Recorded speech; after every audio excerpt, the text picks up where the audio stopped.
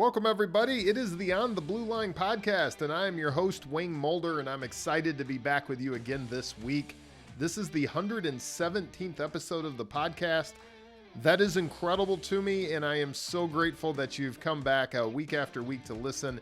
If you are on Rumble or you are on YouTube, please be sure to like. Please be sure to share and follow us there on the video platforms. That is the focus that I'm trying to do right now. If you have not gotten the ebook, How Law Enforcement Makes You Cynical and What You Can Do About It, or if this is the first time you're hearing about it, be sure to go to the website ontheblueline.com, ontheblueline.com. When you go there, you will see it right on the front page, and it is available only on Amazon right now, and it will cost you an entire $1.99. So I know, it's tough. But please be sure to check that out. Last week was our episode with John Becker. If you have not listened to that, definitely go back and check it out. He tells some great stories. He talks about his podcast that he's doing, which is incredible. And we really had a fun time. So definitely check that one out. This Thursday on the interview room, I'm going to be sitting down with Bob Wolverton. So you're going to want to look for that one. I tell you, we've got a great lineup all the way through the end of the year. Now I've got shows recorded for the Thursday interview room, and I think you're going to enjoy each and every one of them. Before we get into this week's morning roll call, let me give you one quick update to a story I talked about last week. You will recall that I spoke about Podcast Movement and their actions in Dallas, Texas, that were a little bit on the crazy side, with saying Ben Shapiro's mere presence caused harm. However, and this is why I wanted to bring it up, they issued an apology on Thursday. This coming from Blaze Media. They said that Podcast Movement issued an apology on Thursday, and that apology was, and I'm quoting, "As we stated, we're continuing to evaluate our policies guiding social media in events with inclusivity, diversity, and respect for all. We have to start by sincerely apologizing to Mr. Shapiro for our reaction when he visited a booth we sold his company. That wasn't right," and that was tweeted by Podcast Movement. The co-founder and co-CEO, Jeremy Boring of Daily Wire, he came out with a tweet as well that said, "People rarely admit when they do wrong, particularly on the left, where every cultural indicator reinforces your error.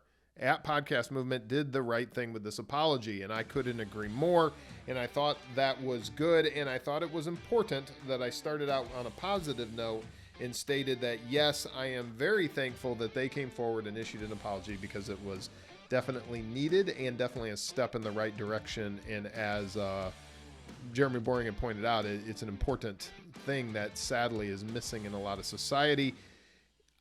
There was Cumulus Media announced earlier, prior to the apology, that they were going to be separating ties. They said, "At Cumulus Media, our tenet is that every voice matters, and we support conferences and trade events where differing political viewpoints can be expressed and received with respect. As such, we were dismayed, disappointed," and they go on, and they said that they were intending to cancel their 2023 sponsorship plans. So did that play a part in Podcast Movement's apology? Well, that would be cynical. So we're going to hope not. We're going to hope that they were simply doing the right thing, and I thank them for that. So I wanted to start there, but that is not what we're talking about this week. This week, it's positive stories, uplifting things that are going to help you in your everyday life. The morning roll call starts now.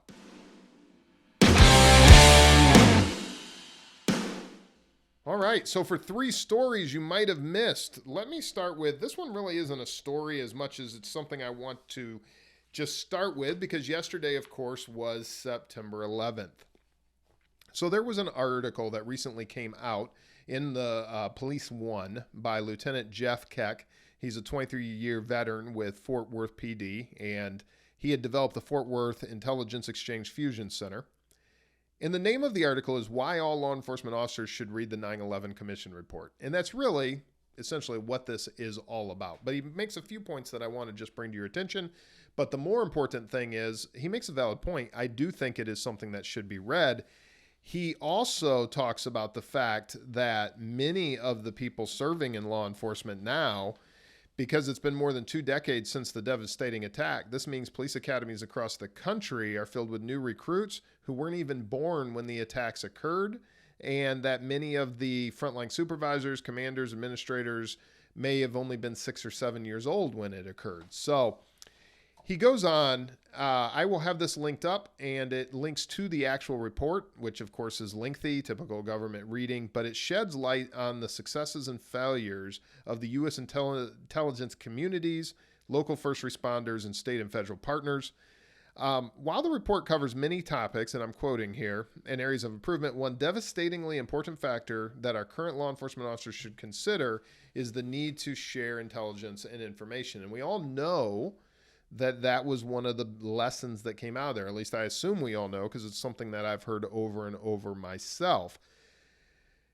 And that really was the crux of what he talks about. When they talk about the failures, it was things like not watch listing future hijackers or trailing them as they traveled, not informing the FBI about the future hijackers' U.S. visa, not sharing information linking individuals to the USS Cole attack, not taking adequate steps in time to find the future terrorist in the United States, not linking the arrest of individuals who were described as being interested in flight training, not discovering false statements, and so forth and so on. So I'm going to, if you are in law enforcement or even not and you want an interesting read and you haven't read it, I would suggest that you consider it, and I will have it linked up if you just go to the show notes for this episode. One thing, though, that he points out is in the days before 9/11, we didn't realize there was a problem, right? So when we have this statement that, hey, everything's good, we've made these changes, we're now sharing information, we have these fusion centers, we have HIDA, we have all these different ways that information is now being synthesized and it becomes intelligence. He refers to it, kind of uses a puzzle piece metaphor where he talks about a bunch of little puzzle pieces being spread out amongst a bunch of different agencies, and how those puzzle pieces then are essentially the information that has to be pulled together and becomes intelligence as the tapestry comes together. However you want to look at it, the report kind of summarized that everyone involved was confused about the rules governing the sharing and use of information gathered in intelligence channels. And though there is a lot of great things that have happened and a lot of good things that have happened, there is a lot of work yet to be done. And that is another point he makes in this article based on his experience with the Fort Worth Fusion Center. 3 points that he makes is essentially intelligence, security, and public safety agencies should assume the homeland is threatened daily. Second, each agency must be willing to proactively share information without having to wait for a request for the information. And there must be a centralized location, a repository where the puzzle pieces are collected and linked together. I think a lot of forward-thinking agencies are certainly doing this, and I know of a lot of great agencies that are doing it across the nation. But then there are also areas where you still see the weakness and things we need to shore up and things we need to get better at. And I like how he talks about, we always talk about never forget. Well, here we are 20 plus years later. Have we forgotten, or have we forgotten the things that we still need to concentrate and get better at? He concludes with, to be in the business of protecting a community, one must be fully prepared. Winston Churchill once wrote, those that fail to learn from history are doomed to repeat it, as we all know. So for the sake of the communities we serve, our fellow first responders, and our great country, read the report, consider the recommendations, and then make changes and never forget. So I wanted to, on the anniversary, to start there, because I really do think that it highlights an important part of law enforcement, which is communication not only amongst ourselves within the agency, but amongst other agencies and amongst our state and federal partners. So in the second story this week, I wanted to talk about this Washington Department of Fish and Wildlife officer honored for saving 4 lives in less than a year. Jacob Schrader was honored last week for his heroics. This coming to us from the Spokesman review. This is really kind of interesting. He saved 4 lives in essentially less than a year. I don't know if the lesson here is what an amazing guy Jacob is, or that you don't want to be around him when he's on shift. I'm not sure which lesson it is. I'll leave that up to you to figure out. But in May of 2021, Schrader was the first on scene to an unconscious individual who wasn't breathing. He rolled him over, assisted with opening the airway. The same day, He goes to a call of an unconscious 1-year-old who was turning blue. So he transports the infant to the hospital himself while doing CPR and driving. I'm not sure that I suggest that, but that don't know all the facts and circumstances. That's what he did. And according to this, saved the child's life. So that's awesome. All in one day in May of 2021. So then in January of 2022, he goes to a call where a subject is yelling for help, but they can't get in there. They've got to hike in due to the snow levels. They can't get vehicles and stuff into where the subject is. He finds out the subject had a stroke, so he creates an improvised stretcher from some of the materials that he was able to find on the scene, and he carries the subject through the deep snow to a waiting EMS. And then in April of 2022, he responds to a choking at a restaurant. He does the Heimlich maneuver, dislodged the food, and saved yet another life. So there is definitely a pattern here with Mr. Jacob, and a great job for what he is doing, which is saving lives, which is what we want when it comes to law enforcement. But what is so amazing to me is that this keeps happening in his circle. So maybe stay away from Jacob. All right. And I want to tell you another great story. The third story this week, Florida deputy inspires inmates through personal story of perseverance. This is coming to us with Deputy Toya Adams. She works for the Hillsborough County Sheriff's Office. This is a really neat video. Please, you're going to see it playing here if you're watching on YouTube or Rumble. You'll see some bits and pieces from the interview. The entire interview is going to be available on our show notes, so definitely start there on theblueline.com. Go to the episode page, and you can watch the entire video. But she is inspiring others with her story. She grew up in public housing. She was one of 7 children raised by a single mother, who the mother was in an abusive relationship. And then she goes on that growing up in an abusive household, being molested, I didn't think I'd ever make it. It was rough. I went out into the streets looking for love. That's all. I thought it was my way out. She dropped out of high school at 15. She also became a single mom and was dealing with abusive relationships.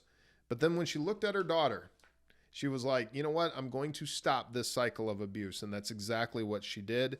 She started working at the sheriff's office in Hillsborough County, Florida, in the jail kitchen. They saw the positive interactions, they being the other deputies, that she was having with the inmates while she was doing her job there in the kitchen. And they were like, you need to go into law enforcement. You need to work as a detention deputy. And she says, quote, they gave me inspiration, and I started looking into and believing in myself that I am somebody. You have to lift people up because some people have never heard it before. Nobody tells them that they're worthy or they're loved or you're good.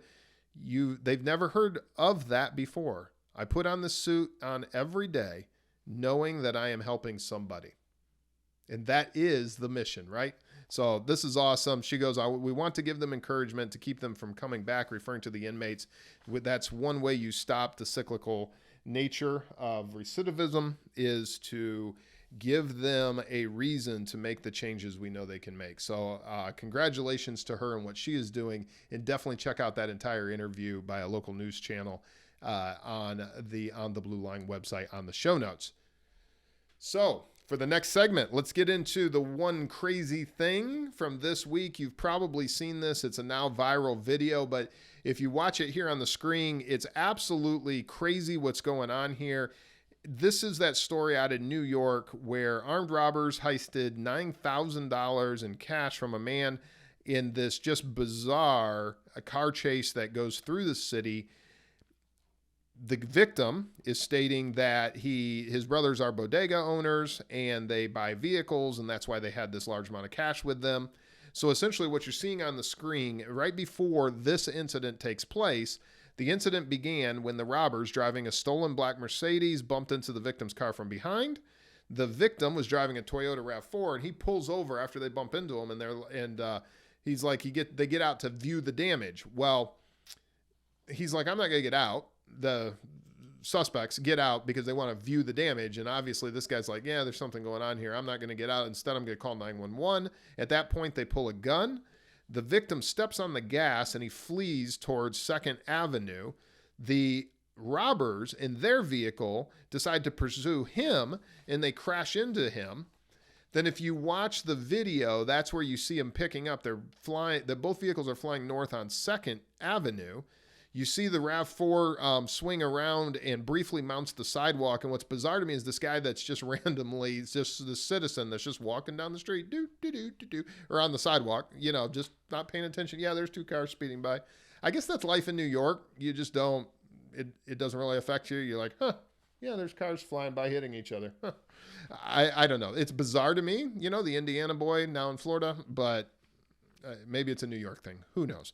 So, the RAV4 swings around, briefly mounts sidewalk, and then it comes to rest near a hydrant. One of the robbers you can see here on the video getting out of the Mercedes, bangs on the Toyota's window, and he hands over the cash. And in a bizarre, all this happens in a major city, and they flee, and as of right now, they're both at large.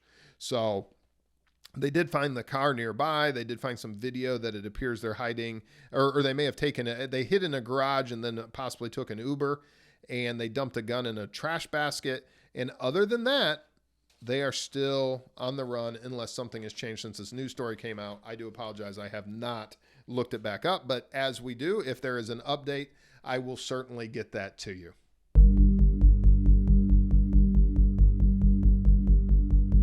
All right, for the final segment of the On the Blue Line podcast, I want to leave you with the one important takeaway. And this week, I want to leave you with some reflections on 9/11. The Indiana sky was clear. I sat in a white Ford F-250 4x4 out in front of a long, skinny barn. The building had been an old veal barn that was converted into a workshop for a landscape company. There were wood slats that used to serve as pens down both sides of the barn that had been removed and turned into snow stakes.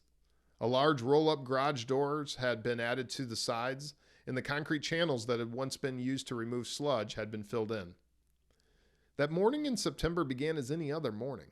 The same routines, the same drive to work, the same discussions about what projects needed to be completed. In a word, it was mundane. It was life. Life has a cycle to it, a rhythm that follows a natural beat. Sure, moments of excitement and fear, jubilation and disappointment, and a whole host of other emotions are woven into the tapestry of our lives. As an American, I was and am blessed to live in the greatest country in the world. To live where my biggest concerns at the time were building a company, strengthening my friendships, being with my family, and enjoying my 20s. Life was simple, and I was blessed. I had certain perspectives in life up to that point, and more specifically, a certain perspective of my American life. My friends who joined the military in high school in the late 90s, I was unable to due to a heart issue, were serving without ever thinking of the potential of a long-sustained war or combat. In fact, since the first Gulf War and that decisive victory I remember watching on TV as a kid, I thought of America as untouchable. A superpower whose strength came from God, as did her protection. I didn't see us as vulnerable as a naive 20-year-old. I saw us as invincible. But all that changed on that September morning. Under blue skies, sitting in front of an old veal barn turned workshop, sitting in my white Ford F-250. In that moment, on September 11, 2001, evil interjected itself overtly into the world that I thought I knew. Sure, evil existed. I'd seen the effects of its presence from a distance at different times in my life. I heard stories of evil and that death was its aim, and that this was the first time it had come on this scale in my lifetime on the shores of my country. This moment in time and the attack on this country changed the world, as you very well know. In spite of some of the concerns that came from the response to these attacks, for a short period of time in the days and weeks after this horrific event, it also felt like a unified country. In a word, it felt like America. As we remembered yesterday the lives lost on September 11th, I couldn't help but once again think that evil has come and interjected itself into our country in so many ways. Its tentacles are seen in so many aspects of our American way of life. However, rather than despair, I felt a strange calm, and I had a thought. Maybe the response to September 11th could very well be the cure in 2022. Evil cannot coexist with the divine. Evil cannot exist with light and cannot thrive in a world where men and women are willing to stand against it. Division cannot exist when we are united. And these facts seem more like answers, and in some ways, They're really simple. To defeat evil, we must walk in the light of truth and be willing to stand against it, united in our cause. As I read in the first story, I went over a few of the lessons that we learned from 9/11 as a country, and they are as relevant today as they were then. One of those lessons was communication, and a byproduct of communication can be unity. Somehow unity seems like one of the biggest needs we still have as a country. We must unite, for as we know, a house divided against itself cannot stand. But how do we do it? How do we learn to communicate? Well, we unite as Americans, and we refuse to tolerate evil. America changed on September 11th, 2001. Evil made its presence known, and today we think about all of those over the last 21 years who have shown a willingness to stand up to evil and to serve this country and their neighbors. This week, I want to leave you with a message of hope and a charge for helping to build a better future. America can be recovered and saved so long as we continue to be willing to unite and to fight evil. Have a blessed week. All right, so lastly, I just want to go over a couple reviews with you. Please be sure to leave us a rating and review on Apple Podcast as well as on YouTube, and I will read those in an upcoming morning roll call. I'm also going back to make sure that everybody gets to have their review read, and I'm going back and reading some of the previous ones that were never read on the air. 5 stars, please, and I hope you are enjoying this, but definitely that it makes a huge difference for helping us grow the show. So this one is coming to us from 2 years ago from a great guy, actually, Alex Sanfilippo. He wrote on here that he was a guest, which he was. If you haven't listened to that episode, definitely go back and listen to it. And I tell you, Alex is just an all-around great guy. He said in this review, this is a great podcast. If you're here, you already know that. But I had the opportunity to be a guest on the show, and whenever that happened, you get to know the heart of your host. I can tell you that Wayne really cares about the audience, is doing everything he can to make each episode valuable for the listeners. A+, 2 thumbs up. So thank you, Alex. Thank you to each and every one of you who are listening, and leave us a rating and review. Please continue to do that. Again, for more information about what we're doing and what is coming, go to ontheblueline.com. And I think that will do it for this week's morning roll call. I will see you on Thursday in the interview room, but in the meantime, I'm going to see you out there on the Blue Line.